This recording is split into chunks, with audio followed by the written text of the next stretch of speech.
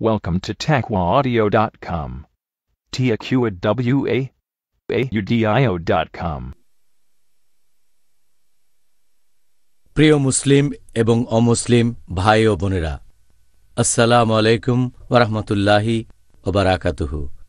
আমাদের স্রষ্টা আল্লাহ তাআলার দয়া, শান্তি এবং রহমত আপনাদের সবার উপরে বর্ষিত হোক।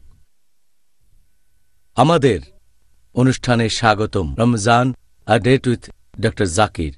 আমি আপনাদের হোস্ট ইউসুফ চেম্বার্স। আর আজকে আমাদের আলোচনার টপিক হচ্ছে রোজা রাখার উপকারিতা। ডক্টর জাকির, আবারও আপনাকে স্বাগত জানাচ্ছি সালাম দিয়ে। আসসালামু আলাইকুম ওয়া রাহমাতুল্লাহি ওয়া বারাকাতুহু। ওয়ালাইকুম আসসালাম ওয়া রাহমাতুল্লাহি ওয়া বারাকাতুহু। আজকের টপিক রোজা রাখার উপকারিতা। ডক্টর জাকির, এর আগের পর্বটাতে আমরা আলোচনা করেছিলাম রোজা রাখার উদ্দেশ্য নিয়ে, আর সেই উদ্দেশ্যগুলোর মধ্যে আমরা ধর্মীয় আর আধ্যাত্মিক উপকারের কথা বলেছিলাম। রোজা রাখার আর কোনো উপকারিতা কি আছে যেগুলো আপনি আমাদের দর্শকদের বলতে পারবেন? আলহামদুলিল্লাহ, ওয়াসসালাতু ওয়াসসালাম আলা রাসূলিল্লাহ ওয়া আলা আলিহি ওয়া সাহবিহি আজমাইন, আম্মা বাদ। আউযু বিল্লাহি মিনাশ শাইতানির রাজীম। বিসমিল্লাহির রহমানির রহিম। রব্বি ইশরাহ লি সাদরি ওয়া ইয়াসসির লি আমরি ওয়াহলুল উকদাতাম মিন লিসানি ইয়াফকাহু কাওলি।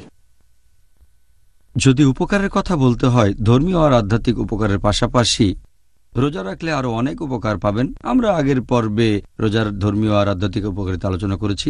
এবারে অন্যান্য উপকারিতাকে আমরা তিনটা ক্যাটাগরিতে ভাগ করতে পারি। শারীরিক উপকারিতা, এরপর রোজা রাখলে মানসিক উপকারিতা পাবেন, রোজা রাখলে এছাড়াও পাবেন সামাজিক উপকারিতা। আচ্ছা, আসুন আগে প্রথম ক্যাটাগরিটা নিয়ে আলোচনা করি, শারীরিক উপকারিতা। রোজা রাখলে আমি কি কি শারীরিক উপকার পেতে পারি? যেহেতু রোজা রাখলে আপনি পানাহার এবং সহবাস থেকে সংযত থাকবেন সূর্যোদয় থেকে সূর্যাস্ত পর্যন্ত। আর খেয়াল করলে দেখবেন যে পাকস্থলী হচ্ছে শরীরের এমন একটা অঙ্গ যেখানে সবচেয়ে বেশি রোগ হয়, বেশিরভাগ অসুখ। সেজন্য আমাদের নবী মুহাম্মদ সাল্লাল্লাহু আলাইহি ওয়াসাল্লাম বলেছেন, এটার আছে ইবনে মাজাহ খণ্ড নম্বর 4 হাদিস নাম্বার 3349। আমাদের প্রিয় নবী বলেছেন যে একজন আদম সন্তান তার পাকস্থলীতে যত খারাপ জিনিস রাখতে পারে ততটা শরীরের অন্য অংশে রাখতে পারে না। একজন মানুষ সামান্য কিছু খাবার খেলেই কর্মক্ষম থাকতে পারে। এই পাকস্থলীতে কি কি থাকতে পারে সেটাকে তিন ভাগে ভাগ করা যায়। 1/3 খাবারের জন্য, 1/3 হচ্ছে পানির জন্য, বাকি 1/3 নিঃশ্বাসের জন্য। এখানে বাতাস থাকবে। আমাদের শরীরের বেশিরভাগ রোগের উৎপত্তি হয়ে থাকে পাকস্থলীতে, কারণ এখানে অনেক ব্যাকটেরিয়া থাকে। আর আমরা যে খাবার খাই সেটা পাকস্থলীতে যায়, সেখান থেকে খাবার হজম হওয়ার পরে বিভিন্ন অন্ত্রে চলে যায়, খাদ্যের উপাদানগুলো রক্তে চলে যায়, তারপর সেখান থেকে পুরো শরীরে ছড়িয়ে পড়ে। আর আমাদের পাকস্থলী জন্ম থেকে মৃত্যু পর্যন্ত কাজ করে যায়, এটা কখনো কোনো বিশ্রাম পায় না। কিন্তু রোজা রাখলে এই পাকস্থলী আসলে খুবই সংবেদনশীল, তার পাশাপাশি এই অঙ্গটা খুবই জটিল। সংবেদনশীল পাশাপাশি খুবই গুরুত্বপূর্ণ, এটা সারাদিন ধরে কাজ করতে থাকে। আমরা যখন রোজা থাকি অনেকক্ষণ পাকস্থলীতে কোনো খাবার যায় না, একটু বিশ্রাম পায়। আর এ সময় আমাদের শরীরে যে টক্সিন থাকে সেটা শরীর থেকে বের হয়ে যায়। তাহলে রোজা রাখলে সেটা আমাদের শরীরের জন্য যথেষ্ট উপকারী হবে, সব টক্সিন বের করে দেবে, এছাড়াও নিরাময় হবে অনেক রোগ। এবার বলেন, এই রমজান মাসে রোজা রাখলে একজন মানুষ কি কি উপকারিতা পেতে পারে? আমার মনে হয় এটা খুব গুরুত্বপূর্ণ। রোজার মানসিক উপকারিতার কথা যদি বলতে হয়, রোজা রাখলে আমাদের ধৈর্য বাড়বে, আমাদের অধ্যবসায় বাড়বে। রোজা রাখলে আমাদের আত্মসংযমও বাড়বে, আত্মসচেতন হবেন। রোজা রাখলে মানসিকভাবে আরও নমনীয় হবেন। এ সময় আত্মপ্রশিক্ষণ ও নিয়ম শৃঙ্খলা উন্নত হয়। রোজা রাখার সবচেয়ে বড় মানসিক উপকারিতা হচ্ছে আমাদের ধৈর্য আর অধ্যবসায় বাড়বে। আর সাধারণত যে কথা বলে যে আমি এটা পারবো না, রোজা রাখলে সে বলবে আমি পারবো। রোজা রাখলে আমাদের শরীর, মন এবং আত্মা উন্নত হয়ে উঠবে। রোজা রাখলে একজন সামগ্রিকভাবেই উন্নত হবে। আর রোজা হলো এক ধরনের ট্রেনিং। এতে আপনার ব্যবহারও বদলে যেতে পারে। ব্যবহার বদলানো খুবই কঠিন। একটা মানুষ যে ধরনের ব্যবহারে অভ্যস্ত সেটা পাল্টানো খুবই কঠিন। এজন্য বলা হয় যে সবচেয়ে সেরা জিহাদ হচ্ছে জিহাদ ফিন নাফস। তার মানে নিজের আত্মার বিরুদ্ধে সংগ্রাম করা। তাহলে ব্যবহার বদলানো এটা সবচেয়ে কঠিন কাজগুলোর একটা, রোজা রাখলে সম্ভব। আর প্রয়োজন হলে জিহাদ করা মানে যুদ্ধক্ষেত্রে গিয়ে লড়াই করা খুবই গুরুত্বপূর্ণ। কিন্তু যদি আপনি আপনার নিজের আত্মার সাথে জিহাদ করতে না পারেন তাহলে শত্রুর সাথে জিহাদ করবেন কিভাবে? এজন্য রোজা রাখলে আপনি আত্মসংযমী হবেন। আর সেজন্যই জিহাদের আগে এই রোজাকে ফরজ করা হয়েছে।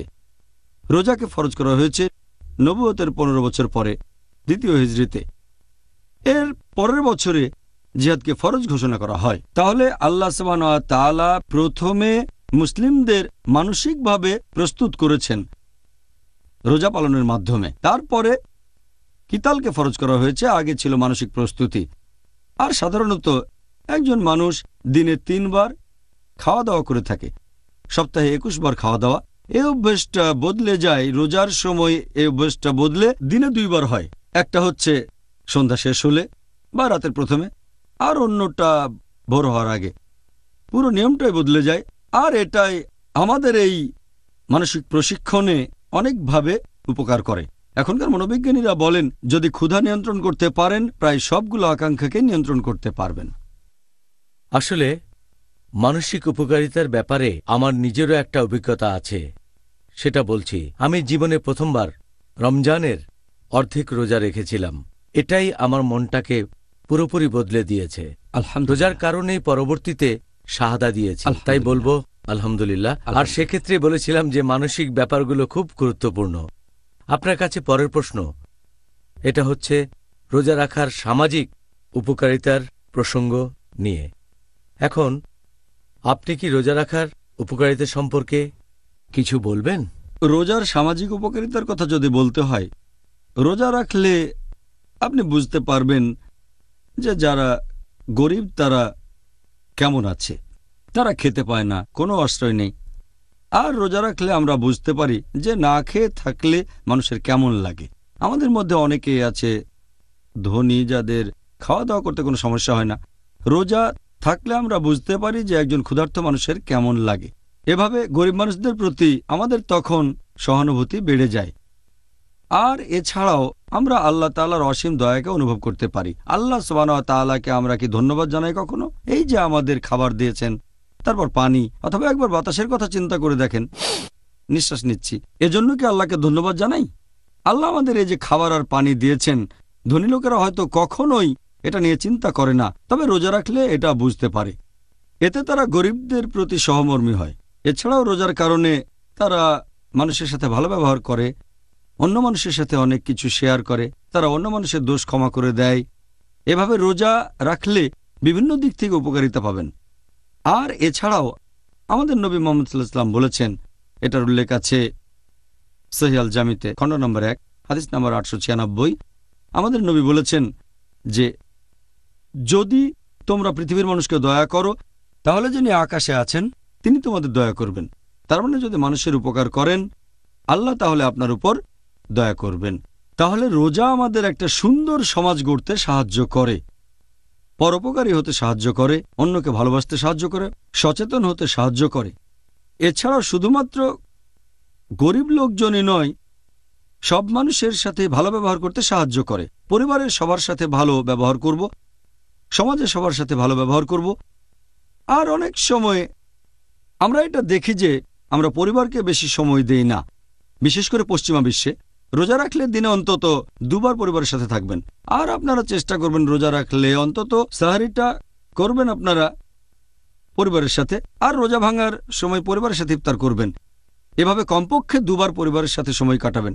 পরিবারের সবার সম্পর্ক জোরদার হবে, সবাই তখন একসাথে, বাবা মা সন্তান সবাই কাছাকাছি, বিশেষ করে পশ্চিমা বিশ্বে যেখানে এটা উপেক্ষিত। আমাদের এই সমাজের কথা যদি বলেন, এখানেও অনেক উপকারিতা আছে, অনেক সামাজিক উপকারিতা।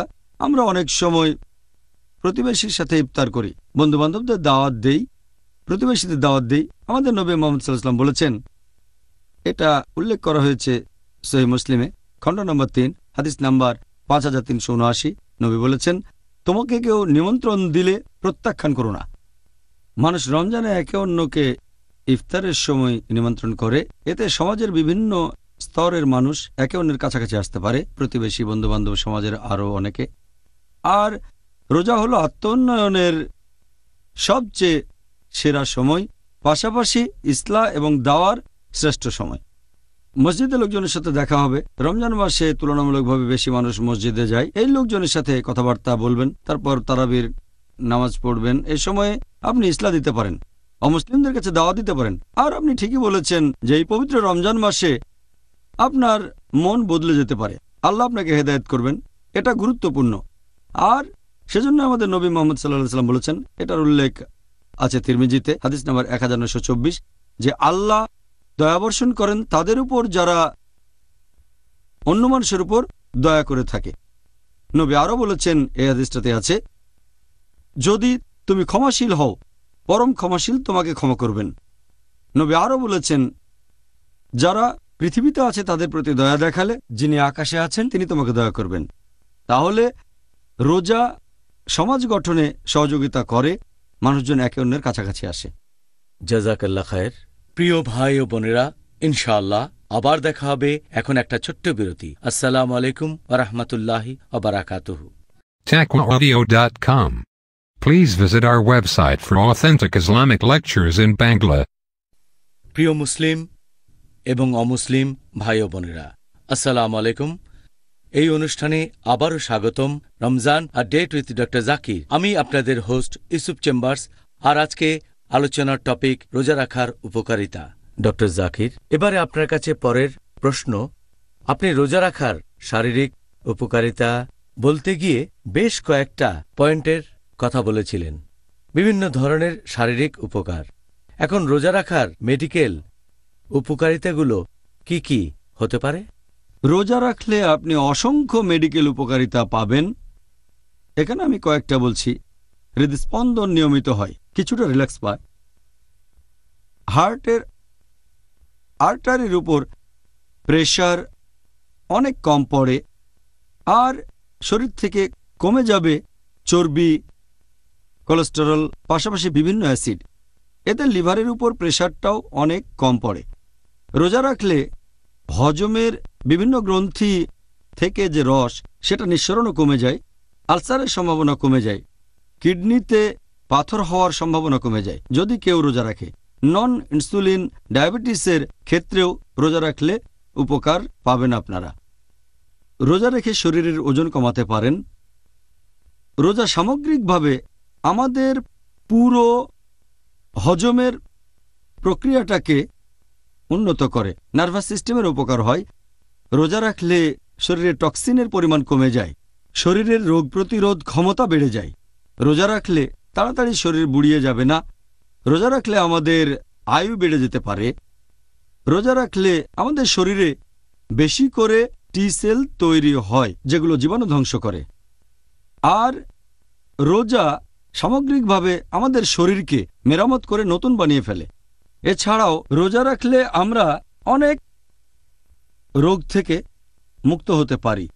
ধরেন কোনো লোক একটা বিশেষ রোগে ভুগছে, তখন রোজা থাকলে তার উপকার হবে। যেমন ধরেন বিভিন্ন ধরনের হৃদরোগ, অথবা উপকার পেতে পারেন অ্যাজমার ক্ষেত্রে, অথবা আর্থ্রাইটিস বা হজমে গণ্ডগোল, বিভিন্ন চর্মরোগের ক্ষেত্রেও উপকার পেতে পারেন। নন ইনসুলিন ডায়াবেটিসের ক্ষেত্রেও উপকার পাবেন আপনারা। এরকম সারাদিন ধরে বলে যেতে পারি। এছাড়াও যারা বিভিন্ন জিনিসে আসক্ত, তারা রোজা রাখলে সে আসক্তি থেকে মুক্তি পেতে পারে, মানে হারাম থেকে। হয়তো মেডিকেলীয় জিনিসটা খারাপ, যেমন ধরেন ধূমপান, অথবা কেউ হয়তো অ্যালকোহলিক, অথবা কেউ হয়তো একেবারে চেন স্মোকার। রোজা রাখলে সে এই বদভ্যাস ত্যাগ করতে পারে, এই আসক্তি। এবারে আপনার কাছে আমাদের পরের প্রশ্ন। রোজা রাখার উপকার সম্পর্কে বিভিন্ন বৈজ্ঞানিক তথ্য আছে। আর কিছু মানুষ আছে, আমি জানি না তারা সঠিক না ভুল, তারা বলে যে রোজা রাখার বেশ কিছু ক্ষতিকর দিক আছে। ক্ষতি হতে পারে মানসিক, সামাজিক, শারীরিক ইত্যাদি বিষয়। এটা কি ঠিক? রোজা রাখা নিয়ে অনেক বিজ্ঞানী এখন পর্যন্ত অনেক গবেষণা করেছে যে রোজা রাখলে আমাদের শরীরের উপর কি প্রভাব পড়ে। আর বিজ্ঞানীরাই আমাদের বলেছেন, যখন কোনো লোক খাবার খায় তখন তার হজম শক্তি বেড়ে যায়। যখন খাবারের পরিমাণ কমে যায় বা রোজা রাখে তখন হজম শক্তিও কমে যায়, সেটা কমে প্রায় 20%। আর যদি পরপর কয়েকদিন রোজা রাখে 1 মাসের জন্য, তখন এই শক্তিটা আরও কমে আসে। তাহলে রোজা রাখলে হজম করার ক্ষমতা কমে যায়। এরকম আরেকটা রিসার্চ বলছে, বেশ কিছু মুসলিম পুরুষ এবং নারীকে নিয়ে এটা করা হয়েছে যারা রোজা রাখে। এখানে দেখা গেছে যে সবার ওজন সামান্য কিছুটা কমে গেছে, তবে গ্লুকোজের লেভেলটা বেড়ে গেছে। আর অন্যান্য সব উপাদানের কথা যদি বলতে হয়, সেগুলোর পরিবর্তন হয় না। হোক সেটা টেস্টোস্টেরন বা কর্টিক্যাল সেল, অথবা হতে পারে সোডিয়াম, পটাশিয়াম, ইউরিয়া, হতে পারে কোলেস্টেরল, অথবা এইচডিএল, হাই ডেন্সিটি লাইপোপ্রোটিন, হতে পারে এলডিএল, লো ডেন্সিটি লাইপোপ্রোটিন, অথবা টিজি, ট্রাইগ্লিসারাইড। আমাদের শরীরে এই উপাদানগুলো একই রকম থাকে। রোজা রাখলে এগুলোর উপর কোনো প্রভাব পড়ে না, শুধুমাত্র গ্লুকোজের পরিমাণ বেড়ে যায় আর ওজন সামান্য কিছু কমে যায়। এছাড়াও ইরানে আরেকটা রিসার্চ করা হয়েছিল। কিছু লোক প্রত্যেকদিন রোজা ছিল প্রায় 17 ঘন্টা 30 দিন ধরে রমজান মাসে। দেখা গেল এতে করে পুরুষদের বংশবৃদ্ধির হরমোনে কোনো প্রভাব পড়েনি, টেস্টোস্টেরনে। এছাড়াও এইচপিটি এর উপর কোনো প্রভাব পড়েনি, থাইরয়েড হরমোনেও কোনো পরিবর্তন হয়নি। এরকম অনেক রিসার্চ হয়েছে। আরেকটা রিসার্চের কথা এখানে বলতে পারি, যেটা নাম দেওয়া হয়েছিল ভালো স্বাস্থ্যের মহিলাদের উপর রমজানের প্রভাব, যে উপায়ে তারা ওজন ঠিক রাখতে পারেন। ওজন ঠিক রাখা, সেখানে দেখা গেল রোজা রাখার সময় কোনো পরিবর্তন হয় না। যদি শারীরিক গঠনের কথা বলেন, ওজন একরকম, কোনো কিছু বদলায়নি। রোজা রাখলে ফ্যাট অক্সিডেশন বেড়ে যায় এবং কার্বোহাইড্রেট অক্সিডেশন কমে যায়। আর খেয়াল রাখতে হবে যে পশ্চিমা বিশ্বের ডাক্তাররাও এরকম কথা বলেন যে আমাদের এ সময় খেয়াল রাখতে হবে বিলিরুবিন আর গ্লুকোজের অবস্থা রোজার সময়। আরও একটা রিসার্চ বলছে যে রোজা রাখলে শরীরে গ্লুকোজের পরিমাণ বেড়ে যায়, বি লিম্ফোসাইট সেলে সংবেদনশীলতা বাড়ে। তবে রিউমোরাল আর্থ্রাইটিসে বি লিম্ফোসাইটের সংবেদনশীলতা এখানে বেড়ে যায় না। রোজা রাখলে আপনার আয়ু বেড়ে যেতে পারে, হয়তো আরও বেশি দিন বেঁচে থাকতে পারেন। এ নিয়ে পশু পাখির উপরে অনেক রিসার্চ হয়েছে। আমাদের আয়ু বেড়ে যায়। দুধ খাওয়ানো মহিলাদের উপর রিসার্চ করা হয়েছে রোজা থাকা অবস্থায়। রোজা রাখার কারণে শরীরে উৎপন্ন দুধের পরিমাণে কোনো পরিবর্তন আসে না, দুধের উপাদানও কোনো পরিবর্তন হয় না। গ্লুকোজ লেভেল আগের মতোই, ফ্যাট লেভেল আগের মতো, ল্যাকটোজেরও পরিমাণ ঠিক থাকে। যেসব মহিলা বাচ্চাকে দুধ খাওয়ান তাদের ক্ষেত্রে কোনো পরিবর্তনে আসে না। এছাড়াও রোজা নিয়ে রিসার্চ হয়েছে রজস্রাব হওয়া মহিলাদের উপর আর বংশবৃদ্ধির সাইকেলের উপরও। এসব রিসার্চে কোনো পরিবর্তন দেখা যায়নি। মহিলাদের মেনস্ট্রুয়াল সাইকেলে কোনো পরিবর্তন আসেনি। রোজা রাখার কারণে নেগেটিভ বা পজিটিভ কোনো প্রভাব পড়েনি। তাই এটা বলা ভুল যে রোজার কিছু ক্ষতিকর প্রভাব আছে। সত্যি বলতে রোজার অনেক উপকারিতা আছে। যেমন রোজার কিছু উপকারিতা হচ্ছে, রোজা রাখলে কিছু রোগের ক্ষেত্রে উপকার পেতে পারেন, যেমন রিউম্যাটয়েড আর্থ্রাইটিস, অস্টিও আর্থ্রাইটিসে উপকার পাবেন। এছাড়াও রোজা নিয়ে আরও রিসার্চ হয়েছে যে পশু পাখি যখন অসুস্থ থাকে তখন খাবার খেতে চায় না। বাচ্চাদেরও একই অবস্থা, বাচ্চারা যখন অসুস্থ থাকে তখন খাবার খেতে চায় না। পরিবারের লোকজন তাদের জোর করে খাবার খাওয়ায়। রিসার্চে আরও দেখা গেছে যে যখন কোনো অসুস্থ লোক খাবার খায়, এটা তাকে তাড়াতাড়ি সুস্থ হতে বাধা দেয়, রোগ প্রতিরোধ ক্ষমতা কমে যায়।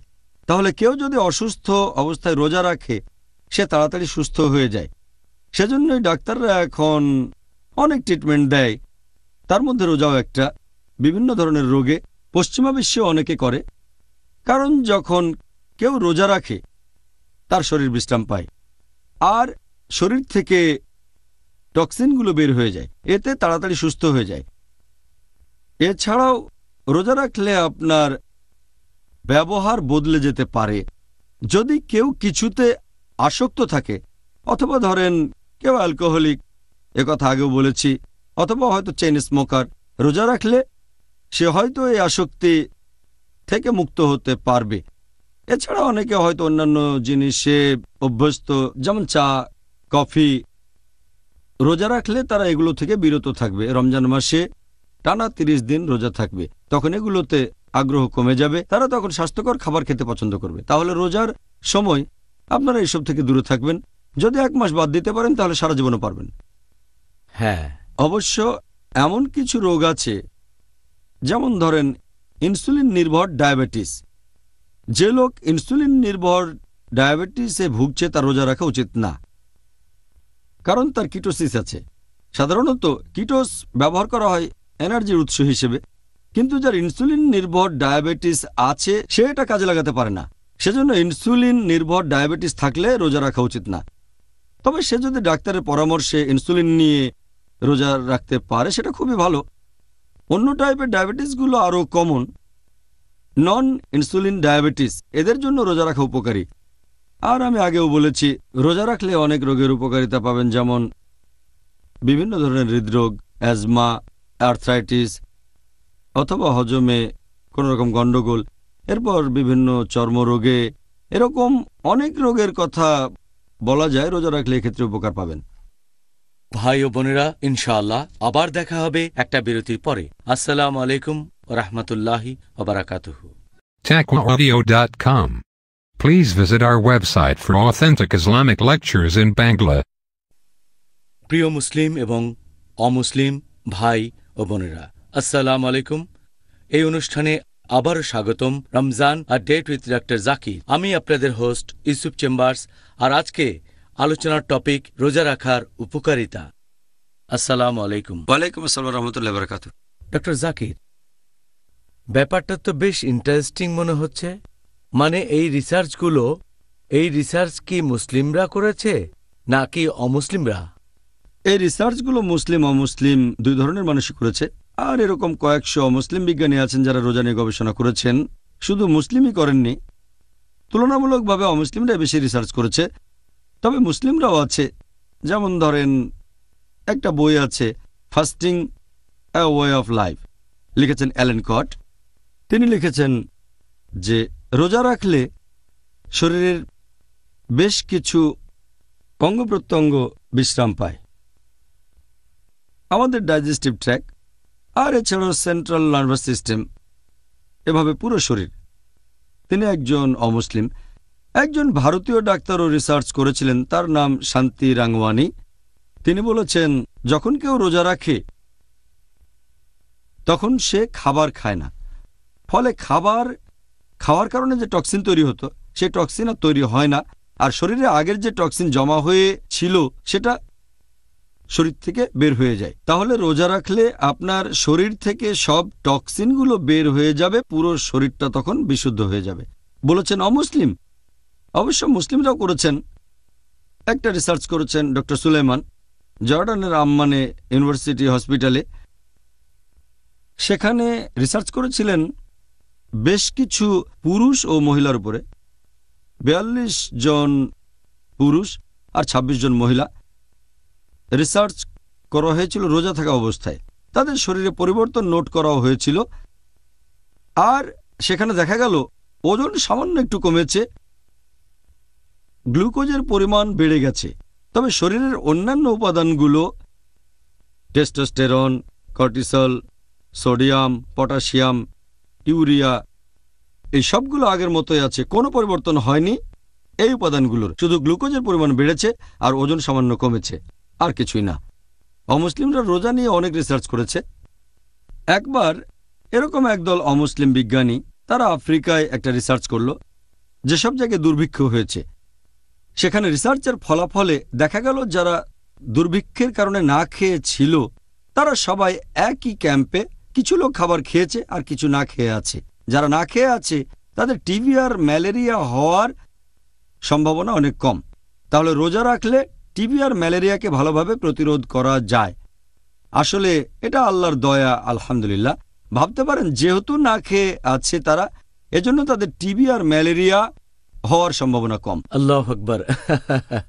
অমুসলিমদের করা এইসব রিসার্চে দেখা যায় রোজা রাখলে আয়ু বেড়ে যায়, বেশি দিন বেঁচে থাকবেন, আর এতে তাড়াতাড়ি বুড়িয়ে যাবেন না। আরেকটা রিসার্চ করেছিলেন একজন মুসলিম বিজ্ঞানী, ওনার নাম ডক্টর ওসামা কান্দিল, হার্ভার্ড ইউনিভার্সিটিতে। উনি মুসলিম, তবে দেশটা অমুসলিম ইউনিভার্সিটি। তিনি সেখানে রিসার্চ করেছিলেন ক্যান্সারে আক্রান্ত রোগীদের উপর, আর দেখতে চেয়েছিলেন শরীরের সেলগুলো কিভাবে কাজ করে থাকে, বিশেষ করে কিলার সেল যেগুলো ক্যান্সার সেলকে আক্রমণ করে। আর তিনি কাউন্টিং করেছিলেন রোজা শুরুর ঠিক আগে। তারপর আবার তিনি কাউন্টিং করলেন রমজান মাসের ২১ তারিখে, তারপর ২৮শে রমজানে। সেখানে বিশাল পার্থক্য দেখতে পেলেন তিনি। ২১ রমজান আর ২৮ রমজানের পরে শরীরে কিলার সেলের সংখ্যা অনেক বেড়ে গেল, আর এই সেলগুলো ক্যান্সার সেলকে আক্রমণ করে। তিনি দেখলেন রোগ প্রতিরোধ ক্ষমতা বেড়ে গেছে। মানুষের শরীরের যে রোগ প্রতিরোধ ক্ষমতা রোজা রাখার কারণে সেটা বেড়ে যায়। এছাড়া আরও একটা রিসার্চ করা হয়েছে ক্যান্সার রোগীদের উপর। সেখানে দেখা গেল যে টি সেল, যেটা মানুষের রোগ প্রতিরোধ করার কাজে দরকার হয়ে থাকে, এই সেলের পরিমাণ বেড়ে যায়। এই টি সেলগুলোর কাজ কি? আমাদের শরীরে কোনো রোগ হলে এই সেলগুলো হচ্ছে সৈন্য, অথবা তাদের বলা হয় মেজর জেনারেল, সেনাবাহিনীর মতো। এগুলো হলো টি সেল। শরীরে কোনো রোগ হলে এই টি সেলগুলো সেখানে গিয়ে রোগটাকে ধ্বংস করার চেষ্টা করে। এইডস নামে যে রোগ, এটা আক্রমণ করে এই টি সেলকে, তাই এই রোগের নাম অ্যাকোয়ার্ড ইমিউন ডেফিসিয়েন্সি সিনড্রোম। তাহলে রোজা রাখলে টি সেল বেড়ে যাবে আর মানুষের রোগ প্রতিরোধ ক্ষমতা বেড়ে যাবে। আমি আর একটা রিসার্চের কথা বলি। এটা করেছেন একজন ইউরোপিয়ান অমুসলিম, ভদ্রলোকের নাম ডক্টর জেফরি। তিনি বলেছেন যে রোজা শুধু মানুষ রাখে এমন নয়, এই রোজা রাখে অনেক পশুরা, এমনকি গাছপালাও। তিনি উদাহরণও দিয়েছেন শীতপ্রধান দেশে যেসব পশু থাকে, যেখানে তুষারপাত হয়, তারা আলাদা আলাদা থাকে, তখন কিছুই খায় না, শীত নিদ্রায় চলে যায়।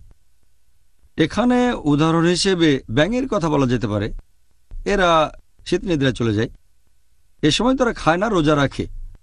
উনি সেখানে উদাহরণ হিসেবে আরও বলেছেন যে এমনকি গাছপালাও শীতকালে পানি না পেলে রোজা থাকে।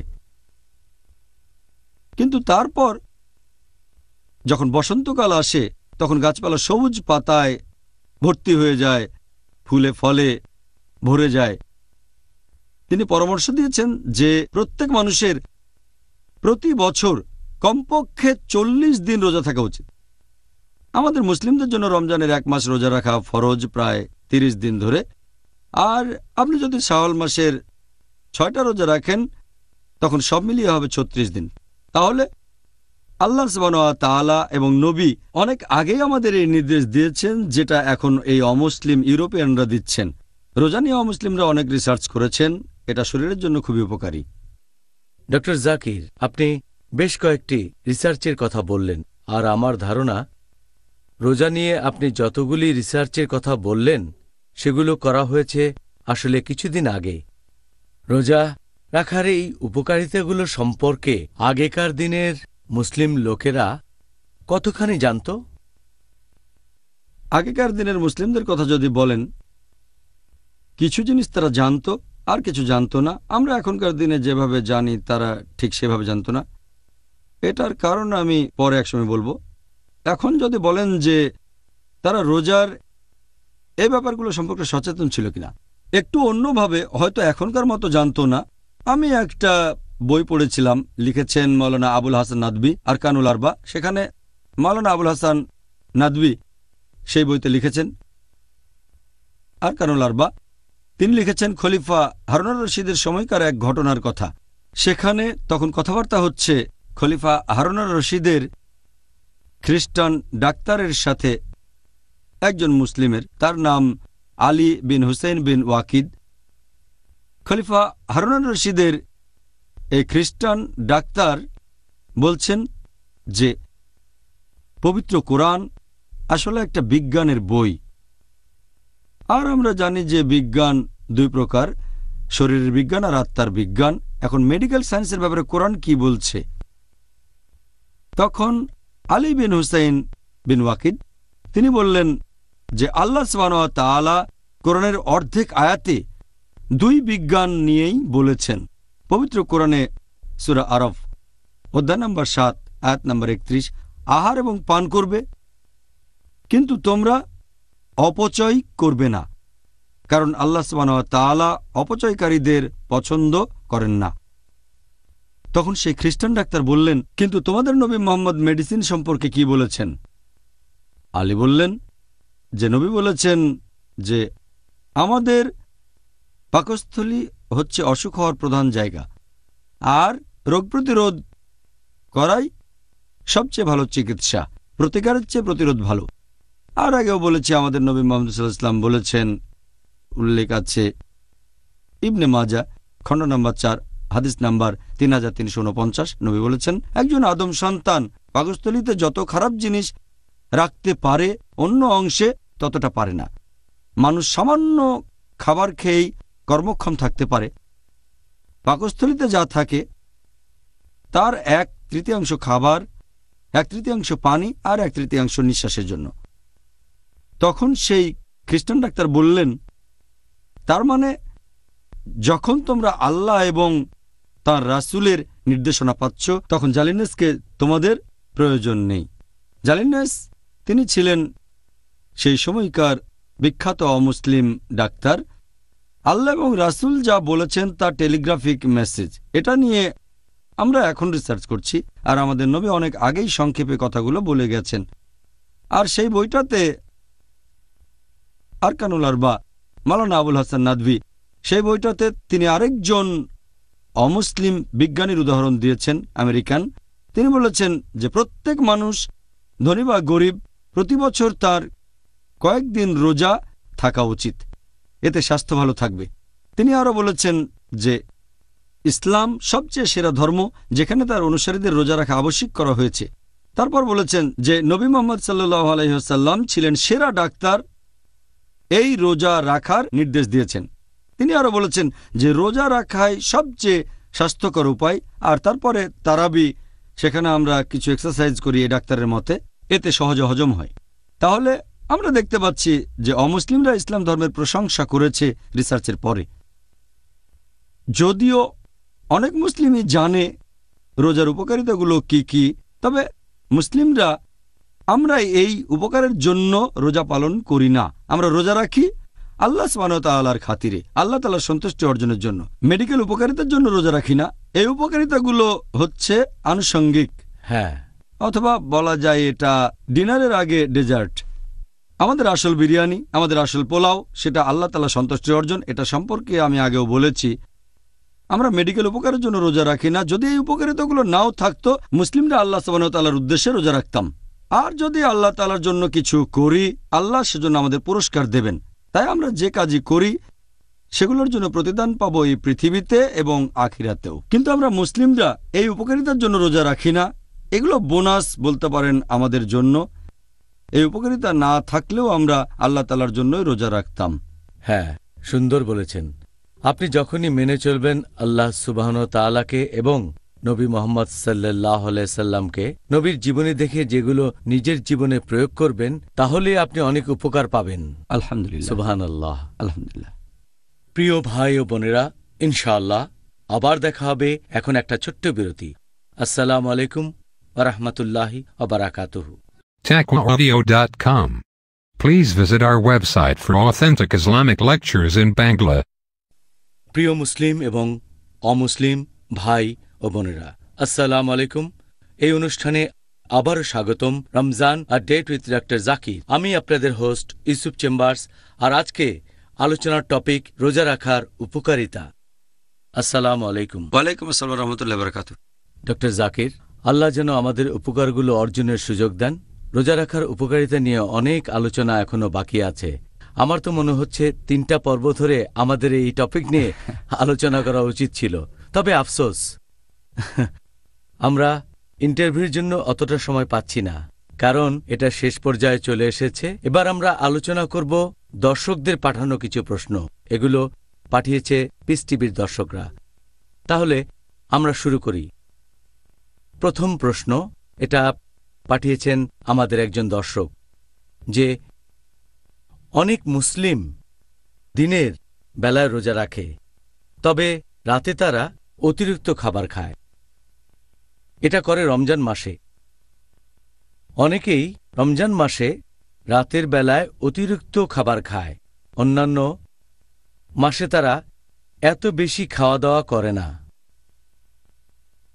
কম খাওয়ার কারণে লোকে যে মেডিকেল উপকারিতা পায়, সেই উপকারটা কি এই মানুষগুলো পাবে যারা বেশি বেশি খায়?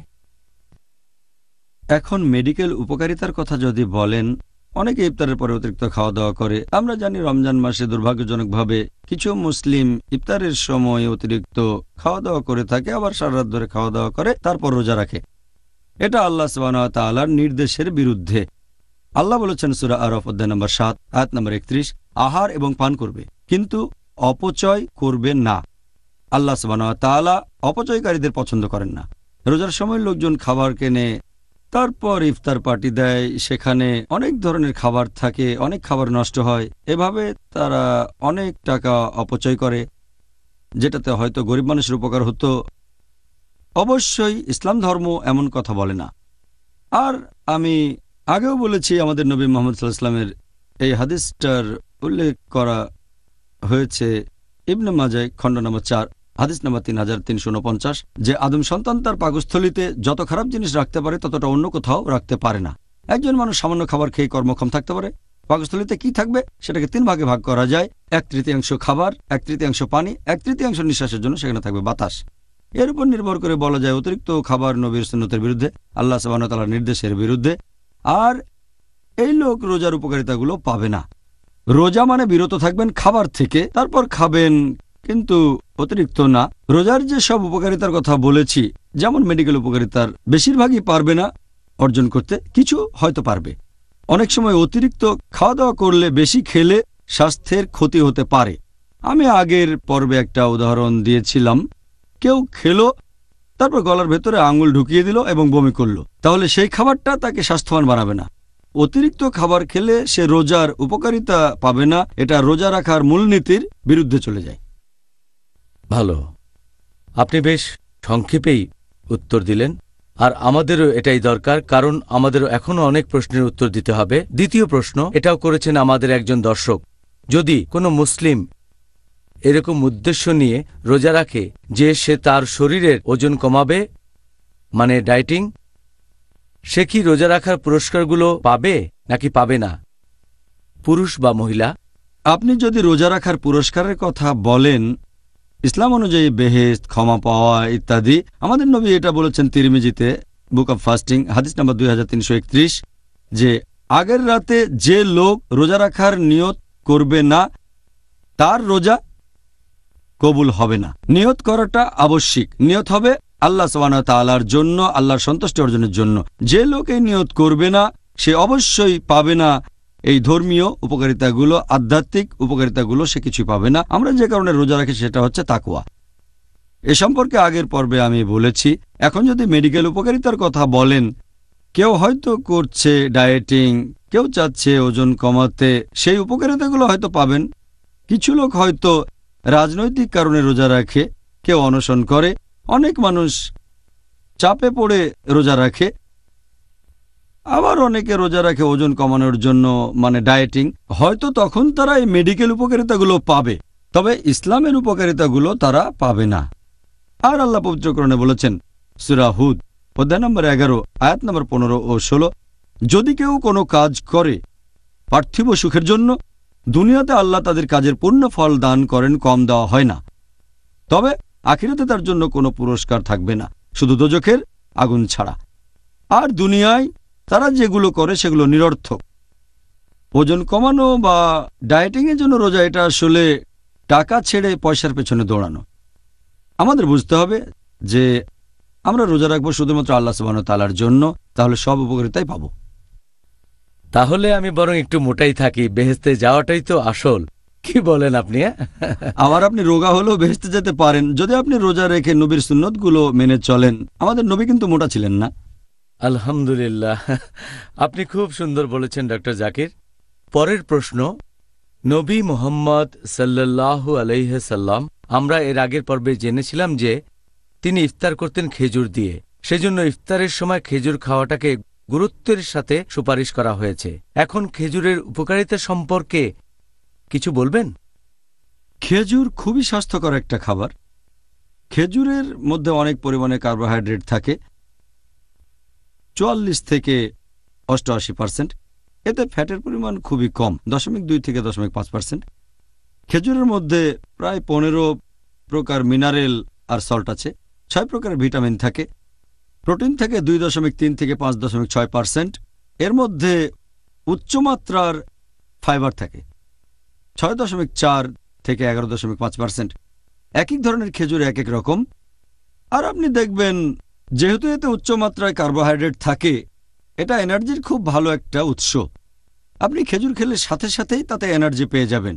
এটা গ্লুকোজ পাউডারের মতো এনার্জি খাবারের চেয়ে অনেক ভালো। খেজুর খেলে সাথে সাথে এনার্জি পেয়ে যাবেন। একজন মানুষ শুধু খেজুর আর পানি খেয়ে মাসের পর মাস বেঁচে থাকতে পারে। আর আমাদের নবী মুহাম্মদ সাল্লাল্লাহু আলাইহি সাল্লাম যখন ঘরে অন্য কোনো খাবার থাকতো না, তখন খেতেন শুধু খেজুর আর পানি, আবার মাঝে মধ্যে খেজুর আর উটের দুধ। তাহলে খেজুর একটা স্বাস্থ্যকর খাবার। এর ফ্যাট আপনার ওজন বাড়াবে না, বাড়লেও সামান্য। তাই লোকে ভয় পায় যে এই খাবার খেলে ওজন বেড়ে যেতে পারে। খেজুরে সে ভয় নেই। এরপর যদি খেজুরে মিনারেলের কথা বলি, এতে প্রায় 15 রকমের মিনারেল থাকে। এছাড়াও খেজুরে থাকে ফ্লোরাইড, যেটা দাঁতের ক্ষয় রোধ করে থাকে। খেজুরে আছে সেলেনিয়াম, যেটা ক্যান্সারের বিরুদ্ধে যুদ্ধ করে। এছাড়াও শরীরে রোগ প্রতিরোধ ক্ষমতা বৃদ্ধি করে। খেজুরে 6 প্রকারের ভিটামিন থাকে, যদিও ভিটামিনের পরিমাণ অনেক কম, পরিমাণে কম। এতে থাকে vitamin C, vitamin B1, vitamin B2, niacin, এরপর থাকে ভিটামিন এ। খেজুরের প্রোটিনে 23 প্রকার অ্যামিনো অ্যাসিড থাকে। খেজুরের মধ্যে যত অ্যামিনো অ্যাসিড পাবেন সেটা অন্য ফলমূলের ভেতরে পাবেন না, মানুষ সাধারণত যেগুলো খায়। এটা আপনি আপেল, কমলা বা কলায় পাবেন না, তবে খেজুরে পাবেন। এছাড়াও খেজুরে আছে বেশ উচ্চমাত্রার ফাইবার, যেটা হজমে সাহায্য করে, তাই সহজে হজম হয়ে যায়। খেজুর খেলে সহজেই হজম হবে, কোষ্ঠকাঠিন্য সেরে যায়, শরীরও তখন ঝরঝরে থাকে। এরকম অনেক উপকারিতা। খেজুর একটা স্বাস্থ্যকর খাবার। আর বর্তমানে আলহামদুলিল্লাহ গত 40 বছরে খেজুরের উৎপাদন বেড়ে গেছে প্রায় 3 গুণ, আর পৃথিবীর জনসংখ্যা বেড়ে হয়েছে 2 গুণ। তাহলে মানুষের তুলনায় খেজুরের উৎপাদন অনেক বেড়েছে, কারণ এটা একটা স্বাস্থ্যকর খাবার, এনার্জি পাবেন সাথে সাথে। পরের প্রশ্ন, একজন দর্শক জানতে চাচ্ছেন এর মধ্যে পার্থক্য কি রোজা রাখা আর অ্যানারক্সিয়া? অ্যানারক্সিয়া কথাটার মানে হচ্ছে ক্ষুধা কমে যাওয়া। এটা মেডিকেল টার্ম, ক্ষুধা কমে যাওয়া। আর এটা অনেক সময় তাদের ক্ষেত্রে ঘটতে পারে যারা ডায়েটিং করছে। তরুণীদের বেলাতেই এটা বেশ কমন। এটা এক ধরনের রোগ। যারা ডায়েটিং করে তারা খাওয়া দাওয়া কম করে, এটা তাদের অভ্যেসে পরিণত হয়ে যায়। তারা কোনো কিছু খেতে চায় না। আর অনেক সময় এমন অবস্থা যাকে বলা হয় অ্যানারক্সিয়া নার্ভোসা, এটা মানসিক অসুখ একটা। তারা খেতে ভয় পায় যে খেলেই ওজন বেড়ে যাবে, এটা একটা মানসিক রোগে পরিণত হয়। তাহলে অ্যানারক্সিয়া মানে ক্ষুধা কমে যাওয়া। ডায়েটিংয়ে খুব একটা ফল আসে না, কারণ যারা ডায়েটিং করে যখনই ডায়েটিং করা ছেড়ে দেয়, হয় অ্যানারক্সিয়া নার্ভোসায় ভোগে, যেটা এক ধরনের মানসিক রোগ। তারা কোনো কিছু খেতে ভয় পায় যে ওজন বেড়ে যাবে, তারপর তাদের ওজন কমে যায়, স্বাস্থ্য খারাপ হয়ে যায়। অথবা ডায়েটিং ছেড়ে দিলে আবার মোটা হয়ে যায়, তখন তারা অতিরিক্ত খাবার খেতে থাকে। এটা নিয়ে পর্যন্ত অনেক রিসার্চ হয়েছে। 1995 সালে মিশিগানে একটা রিসার্চ, সেখানে 557 জন ভার্সিটি পড়ুয়া তরুণীদের উপর রিসার্চ করা হয়েছিল। তাদের মধ্যে 88% ডায়েটিং করেছিল, মাত্র 2% অতিরিক্ত খাবার তারা খেত। তবে 6 মাস পরে এই দলে 19% তরুণী চলে আসলো, অতিরিক্ত খেতে লাগলো। কারণ যখনই ডায়েটিং বন্ধ করবেন আপনি তখন বেশি খেতে চাইবেন আর মোটা হয়ে যাবেন, অথবা আপনার অবস্থা হতে পারে এর উল্টোটা, অ্যানারক্সিয়া নার্ভোসা, যে আপনি কিছুই খাবেন না, এতে আপনার স্বাস্থ্যের ক্ষতি হবে। সুবহানাল্লাহ। আল্লাহ যেন আমাদেরকে এটা না দেন। পরের প্রশ্ন, রোজা রাখা আর অনাহারে এই দুইটার বৈজ্ঞানিক বিষয়ের পার্থক্যটা কি? রোজা রাখা বৈজ্ঞানিকভাবে আমরা করি 24 ঘন্টার মধ্যে প্রায় 12 ঘন্টার মতো। যখন শরীরে মজুদ করা কার্বোহাইড্রেট এনার্জির কাজে ব্যবহৃত হয় সেটাকে বলা হয় রোজা। যখন এটা শুরু হয় প্রথম দিকে আমাদের শরীর খাবার থেকে এনার্জি নেয়, যখন খাবারের পরিমাণ কমে যায় মজুদ কার্বোহাইড্রেট থেকে যখন আমরা এনার্জি নিতে থাকি সেটাই হচ্ছে রোজা। তবে শরীরে মজুদ কার্বোহাইড্রেট যখন শেষ হয়ে আসে, পুরোপুরি ব্যবহৃত হয়, তখন কাজ করে হচ্ছে প্রোটিন। যখন প্রোটিন থেকে শরীর এনার্জি নেয় সেটা অনাহারে থাকা। তখন দেখবেন শরীরের মাংসপেশি কমে যাচ্ছে, মানুষটা শুকিয়ে যাচ্ছে, তখন দুর্বল হয়ে পড়ে। বৈজ্ঞানিকভাবে যখন শরীরে মজুদ কার্বোহাইড্রেট শেষ হয়ে যায় আর প্রোটিন ব্যবহৃত হতে থাকে সেটাই হচ্ছে তখন অনাহারে থাকা। আর এই শরীরের জন্য মোটেই ভালো নয়। রোজা রাখা শরীরের জন্য ভালো, অনাহারে থাকা ভালো না। জাযাকাল্লাহ খায়ের, সুন্দর বলেছেন ডক্টর জাকির। আমরা আজকে রোজা রাখার উপকারিতা সম্পর্কে জানলাম। আমি আশা করি আর দোয়া করি আল্লাহ তাআলার কাছে যাতে করে আমরা রমজান মাসে রোজা রাখার সবগুলো উপকারিতাই অর্জন করতে পারি। আপনি আজকে আমাদেরকে রোজা রাখার যেসব উপকারিতাগুলো সম্পর্কে জানালেন, জাযাকাল্লাহ খায়ের। জাযাকাল্লাহ, শুকরিয়া। প্রিয় ভাই ও বোনেরা, আল্লাহ যেন আমাদের এই পবিত্র মাসের সবগুলো উপকারিতা অর্জন করা সৌভাগ্য দান করেন। আর এখন কোনো অজুহাত দিতে পারবেন না, কারণ আপনারা এখন রোজা রাখার উপকারগুলো জানেন, যেমন আধ্যাত্মিক, ধর্মীয়, শারীরিক, মানসিক, মেডিকেল ইত্যাদি। এখন আর কোনো অজুহাত নেই। আশা করি আজকে ডক্টর জাকির নায়েকের বলা পরামর্শগুলো আপনারা গ্রহণ করবেন। আমাদের পরবর্তী অনুষ্ঠানে আপনাদের সবার সাথে আবার দেখা হবে। সেদিন আমাদের আলোচনার টপিক রমজান, অনুশোচনা বা তওবা করার মাস। আসসালামু আলাইকুম ওয়া রাহমাতুল্লাহি ওয়া বারাকাতুহু। TaqwaAudio.com. Please visit our website for authentic Islamic lectures in Bangla.